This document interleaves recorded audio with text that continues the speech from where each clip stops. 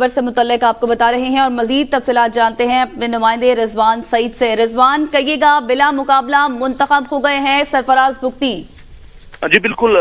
آج جو ہے بلوچستان میں وزارت اعلیٰ کے امیدواروں کے انتخاب کا جو معاملہ ہے وہ جو ہے وہ اپنے مراحل میں داخل ہو چکا ہے۔ اب سے کچھ دیر قبل جو ہے بلوچستان اسمبلی کا اجلاس اسپیکر بلوچستان اسمبلی عبدالخالق اچکزئی کی زیر صدارت ہوا، جس میں وزیر اعلیٰ کے انتخاب کا جو معاملہ تھا وہ اسے جو ہے اس کی منزل تک پہنچانے کے لیے جو ہے وہ انتخاب کا عمل شروع کیا گیا ہے۔ آج جو نامزد وزیر اعلیٰ تھے پاکستان پیپلز پارٹی کی جانب سے میر سرفراز بگٹی، ان کے خلاف جو ہے اسپیکر کی جانب سے بتایا گیا کہ کسی بھی امیدوار نے اپنے کاغذات نامزدگی جمع نہیں کروائے،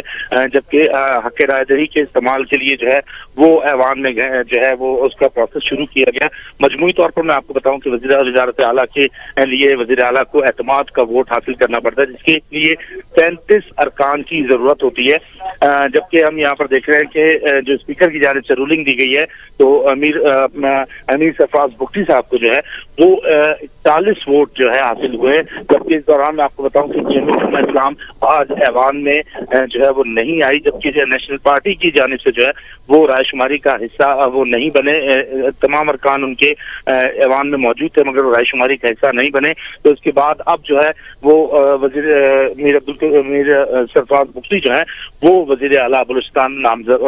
منتخب ہو چکے ہیں۔ جی رضوان، یہ بھی کہیے گا اس حوالے سے کہ یہاں پر جماعت اسلامی کے ایک رکن ہیں اور اسی طرح سے ان کے دوسرے رکن جو کہ حق دو گوادر تحریک سے ان کا تعلق ہے، انہوں نے کس کو ووٹ دیا، اور ساتھ میں یہ بھی بتائیے گا کہ جے یو آئی کی جانب سے امیدوار کیوں نہیں اتارا گیا میدان میں؟ جی ایسا ہے کہ حق تو تحریک اور جماعت اسلامی کے ایک ایک رکن اسمبلی ایوان میں موجود ہے، اور ان دونوں ارکان کی جانب سے وزارت اعلیٰ کے لیے جو ہے میر سرفراز بگٹی کے حق میں اپنا ووٹ کاسٹ کیا گیا ہے، جبکہ جمعیت کی جانب سے جو ہے وہ پہلے جو ہے